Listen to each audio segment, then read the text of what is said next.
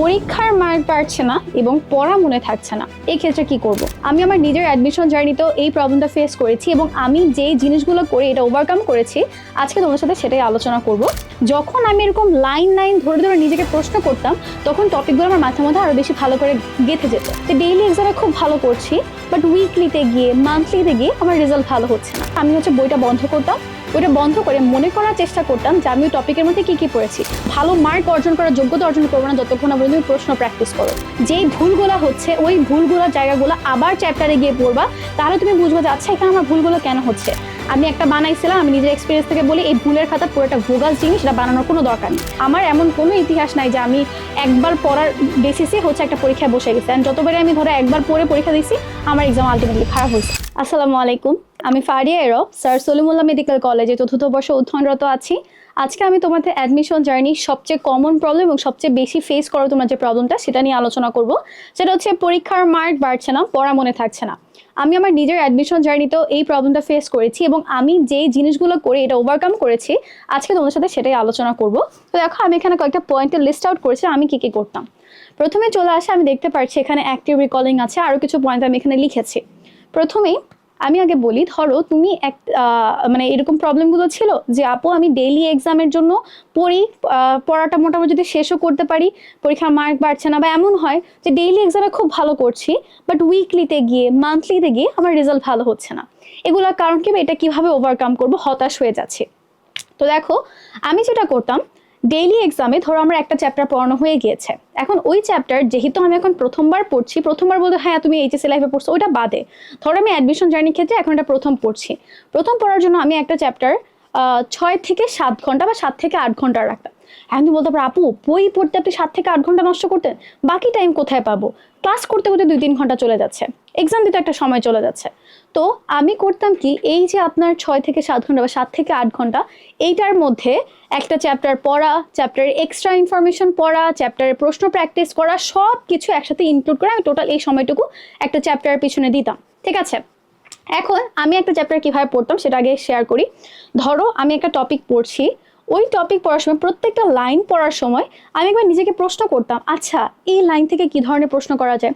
Suppose আমি পড়লাম হার্টের কভারিং পেরিকার্ডিয়াম। এখন পেরিকার্ডিয়ামের কয়টা লেয়ার আছে, সেরাস পেরিকার্ডিয়াম কি, ফাইব্রাস পেরিকার্ডিয়াম কি, তারপর ভিসেরার সাথে কোনটা লেগে থাকে। এই যে আমি একটা টপিক পড়ার পর প্রত্যেকটা লাইন থেকে নিজেকে একটা প্রশ্ন করতে পারছি, তখন আমার হয়ে যায় কি, আমার এই টপিকটা সম্পর্কে কনসেপশন অনেক ক্লিয়ার হয়ে যায়, আর আমি বুঝি যাচ্ছে এখান থেকে কি ধরনের প্রশ্ন আসতে পারে।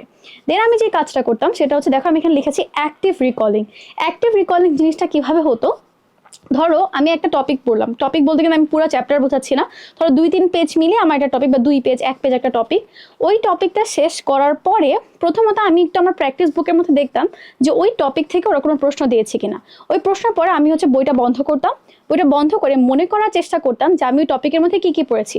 অবভিয়াসলি আমার প্রত্যেকটা লাইন বাই লাইন মনে থাকবে না, বাট যে টপিকগুলো ইম্পর্টেন্ট, যেগুলো আমি বারবার পড়েছি, সেই টপিকগুলো আমার মাথায় আমি মনে করার চেষ্টা করতাম। এরপরে বইটা খুলে একবার মিলিয়ে দিতাম যে হ্যাঁ আমি যেটা মনে করছি এটা ঠিক আছে কিনা। এই অ্যাক্টিভ রিকলিং এর মাধ্যমে আমার চ্যাপ্টার পড়া খুব ভালো হতো। ঠিক আছে, তারপর চলে আসি কোয়েশ্চেন প্র্যাকটিস। আমি যদি তোমাকে বলি তোমার পরীক্ষার মার্ক বাড়ছে না, তারপর ধরো পড়া মনে থাকছে না, এর মূল রিজন এবং একমাত্র পয়েন্ট যদি এখানে একটা থাকতো, সেটা হবে প্রশ্ন প্র্যাকটিস করা। তুমি একটা চ্যাপ্টার 10 ঘন্টা ধরে পড়েও তুমি চ্যাপ্টার পুরোপুরি ধরো ভালো মার্ক অর্জন করার যোগ্যতা অর্জন করবে না যতক্ষণ না পর্যন্ত তুমি প্রশ্ন প্র্যাকটিস করো। সো যেই চ্যাপ্টারই পড়ো না কেন, ওটা থেকে ইনাফ প্রশ্ন প্র্যাকটিস করতে হবে। And as a second timer আমি মনে করি তোমার প্রত্যেক দিন মিনিমাম 200 থেকে প্রশ্ন সলভ করা উচিত।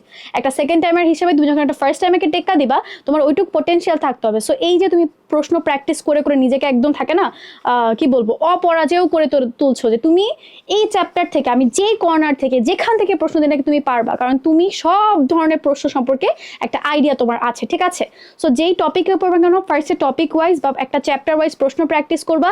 যেই ভুলগুলো হচ্ছে ওই ভুলগুলোর জায়গাগুলো আবার চ্যাপ্টারে গিয়ে পড়বা, তাহলে তুমি বুঝবা যে আচ্ছা এখানে আমার ভুলগুলো কেন হচ্ছে, আমি কি এটা মনে রাখতে পারছি না, নাকি আমি এটা কনসেপ্ট ক্লিয়ার হয় না। তখন যখন তুমি জায়গাটা আবার পড়বা, দেখবা ওই জায়গা থেকে তোমার ফার্দার আর কোনো ভুল হবে না।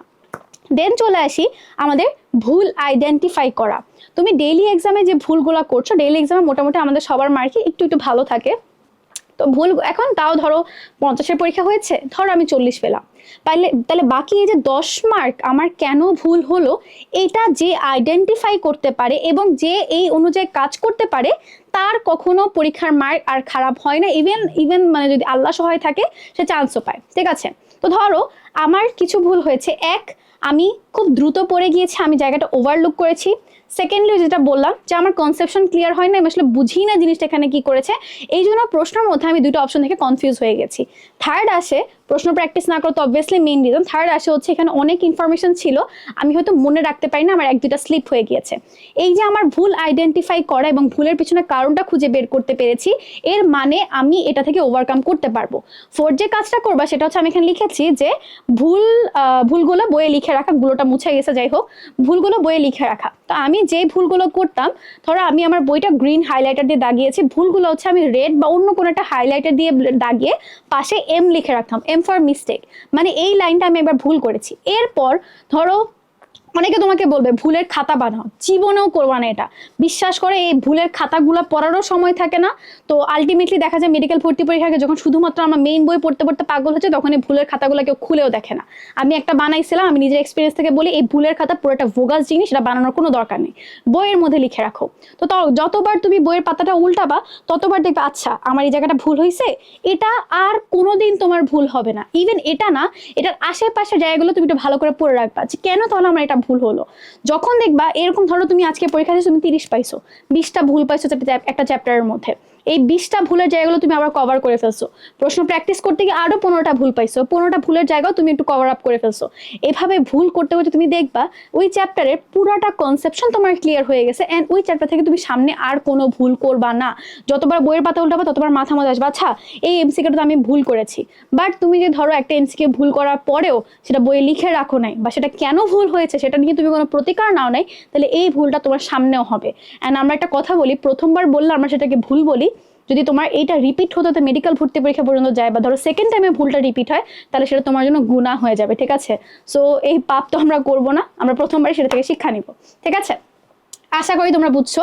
এখন দেখো আমি একটা লিখেছি রিভিশনকে আমি দুইটা ভাগে ভাগ করেছি, primary and secondary.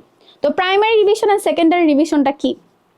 Primary revision R secondary রিভিশনটা হচ্ছে যখন আমি একটা ডেইলি এক্সাম দিই, ধরো ডেইলি এক্সামে আমার টপিকটা ছোট থাকে, ছোট একটা টপিক থেকে টিচার 50টা প্রশ্ন করতেছে।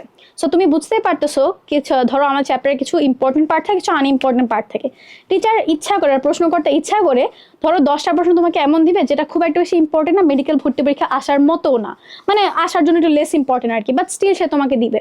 সে যাচাই করবে যে তোমার আসলে চ্যাপ্টারটা কতটুকু ভালো করে পড়া হয়েছে। বাট যখন আমি উইকলিতে প্রশ্ন করতে যাবো, উইকলিতে আমার অনেকগুলো সাবজেক্ট থাকে বা ধরো অনেকগুলো টপিক থাকে, তখন প্রশ্নকর্তা শুধুমাত্র ইম্পর্টেন্ট টপিকটার উপরই ফোকাস করছে।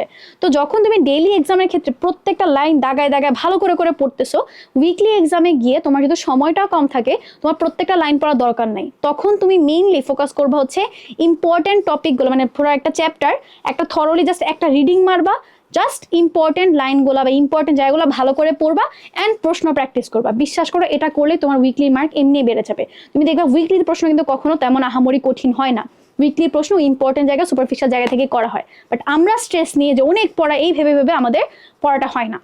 তো এটা বলছিলাম প্রাইমারি রিভিশন আর সেকেন্ডারি রিভিশন। আমি ডেইলি এক্সামের ক্ষেত্রে যেটা বললাম তোমাকে, 6 থেকে 7 ঘন্টা পড়ার পরে পরবর্তী যখন এক্সাম দিতে যাব তার আগে 1 থেকে 1.5 ঘন্টা সময় একটু গ্যাপ রাখতাম। এই 1 থেকে 1.5 ঘন্টা আমি একটা কুইক রিডিং মারতাম বা কুইক একটা রিভিশন দিতাম, আচ্ছা ঠিক আছে এই পেজে এটা আছে, এটা এরকম করে পড়েছিলাম। এরপর ওই 1.5 ঘন্টা পড়ার পরে আমি একটা এক্সাম অ্যাটেন্ড করতাম। আমার এমন কোনো ইতিহাস নাই যে আমি একবার পড়ার বেসিসে হচ্ছে একটা পরীক্ষায় বসে গেছি, অ্যান্ড যতবারে আমি ধরো একবার পড়ে পরীক্ষা দিচ্ছি আমার এক্সাম আলটিমেটলি খারাপ হয়েছে। তো আমি এটাকে বলতাম হচ্ছে প্রাইমারি রিভিশন। সেকেন্ডারি রিভিশন হচ্ছে আমি কখন দিতাম, এই যে ধরো পুরা উইকলির সময় পুরা চ্যাপ্টারের মানে পুরা উইকে আমি যা যা পড়েছি সবগুলোর আমার একটা সেকেন্ডারি রিভিশন হয়ে যেত। সেকেন্ডারি রিভিশনের ক্ষেত্রে আমি অবশ্যই সব আনাচে কানাচে লাইন পড়তাম না, আমি ইম্পর্টেন্ট জায়গাগুলো পড়তাম, বেশি বেশি করে প্রশ্ন প্র্যাকটিস করতাম, যেগুলো আমার অলরেডি প্র্যাকটিস করা হয়ে গেছে সেগুলো আবার রিভাইজ করতাম। এভাবে করতাম আমি সেকেন্ডারি রিভিশন। তারপর যখন ধরো মান্থলির দিকে যাব, মান্থলিতে পুরো 1 মাসের পড়া দেখো এখন কিন্তু প্রশ্ন আরো সুপারফিশিয়াল হয়ে যাবে। এখন আমার টাইম নেই তোমাকে ওই আনাচে কানাচে থেকে কোয়েশ্চেন করার। এখন আমি শুধুমাত্র ইম্পর্টেন্ট জায়গা, টিচার হাইয়েস্ট 5টা থেকে 6টার প্রশ্ন কঠিন দিতে পারে, এটা মেডিকেল ভর্তি পরীক্ষাও দেয়। ওইগুলোর জন্য প্যানিক করে আমি 95টা মার্ক তো ডুবাইতে পারবো না। তো তখন আমি আরো দ্রুত পড়ার চেষ্টা করব এবং তখন আরো কভার করার চেষ্টা করব। এখন চলে আসি তোমরা, আমি জানি তোমরা বলবা আপু পড়া ভুলে যাচ্ছি, পড়া তো মনেই থাকতেছে না, কি পড়বো, কেমনে কি করব। তো দেখো মেডিকেল বা অ্যাডমিশন জার্নিটা এমনই, তুমি পড়বা, তুমি ভুলবা, তুমি পড়বা, তুমি ভুলবা, এমন। আমি তোমাদেরকে বলি, আমি ফার্স্ট টাইমার ছিলাম যদিও, আমার এইচএসসির আগে মেডিকেলের প্রিপারেশন মানে মোটামুটি একটু গুছানো ছিল। ধরো বায়োলজি কেমিস্ট্রিগুলো সব একবার করে পড়া শেষ আমার। স্টিল আমি যখন এইচএসসির পরে অ্যাডমিশন জার্নি শুরু করতে গেছি, আমার মনে হচ্ছে আমার কিচ্ছু মনে নেই, আমি সব ভুলে গিয়েছি। বাদ দেই, অ্যাডমিশন জার্নিতে যখন আমার একবার রিডিং মানে একবার পড়া শেষ হয়েছে, ভালো করে সিলেবাস শেষ করা হয়েছে, তখন আমার মনে হচ্ছে আমার কিছু মনে নেই, আমি কিছু পারি না। দ্বিতীয়বার তৃতীয়বারের পরে আমার মনে হচ্ছে আমি কিছু পারি না। ইভেন মেডিকেল ভর্তি পরীক্ষা দেওয়ার আগের দিন রাত পর্যন্ত আমার কাছে মনে হচ্ছে আমি কিছু পারি না, আমার কিচ্ছু মনে নেই। এটা খুবই নর্মাল। তুমি জাস্ট এইটুকু কনফিডেন্ট থাকো, মনে করার দরকার নাই। যা পড়ে আসছো, যেভাবে আপু বলেছি এভাবে যদি একবার ফলো করে পড়ে আসো, ইনাফ। এর থেকে বেশি আর কিচ্ছু লাগবে না। তুমি জাস্ট ফ্লো এর সাথে একবার সিলেবাস শেষ করো। তুমি যদি আগস্টের মধ্যে একবার সিলেবাস শেষ করতে পারো, তোমার কাছে ইনাফ রিভিশনের টাইম আছে। এই রিভিশন দিতে দিতে দেখা যাবে তুমি আমাকে বলতে পারবে আপু অমুক পেজে অমুক লাইনের মধ্যে এই ওয়ার্ডটা ছিল, আমার মনে আছে। সো এই রিভিশনের ইনাফ টাইম তুমি পাবা। এখন এটা নিয়ে প্যানিক করা যাবে না। তুমি জাস্ট আপাতত এটা টার্গেট রাখো যে তোমার ডেইলি অ্যান্ড উইকলি এক্সামের মার্ক আল্লাহর রহমতে ভালো আসতেছে। So I hope you got my answer and আমার সাজেশনটুকু তোমার কাজে লাগবে। সো নেক্সট এক্সামে মার্ক কত আছে সেটা আমাকে কমেন্টের মধ্যে জানাবা। Best of luck everyone.